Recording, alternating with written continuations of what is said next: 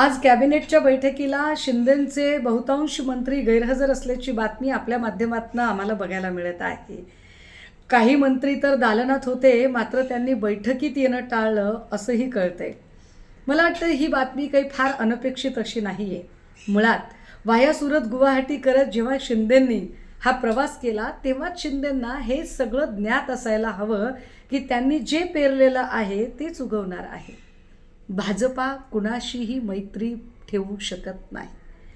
भाजपा कुणाशीही प्रामाणिक राहू शकत नाही. गेल्या 25-30 वर्षाच्या मैत्रीमध्ये आम्हाला कायम महाराष्ट्रात शिवसेना मोठा भाऊ असं म्हणणाऱ्या भाजपाने जो पाठीत खंजीर खुपसला, ती भाजपा अवघ्या 25 महिन्यामध्ये शिंदेंना जवळ करेल असं जर शिंदेंना आणि शिंदेंच्या मंत्र्यांना वाटलं असेल तर मला वाटतं त्यांचा फार मोठा गैरसमज आहे. आणि हो, शिंदेंकडून लोक जात आहेत म्हणून शिंदेंनीही त्रागा करायचं काही कारण नाही. कारण जेव्हा जहाज बुडत असतं तेव्हा सगळ्यात आधी उंदीर बाहेर पडतात.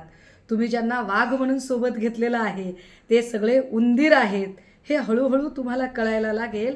जसजसा SITचा, EDचा आणि एकेकाच्या चौकशीचा पाश आवळला जाईल तसतसं सिंहासन डळमळीत व्हायला लागेल. आणि त्याचा पुरावा आत्ता दिसत आहे.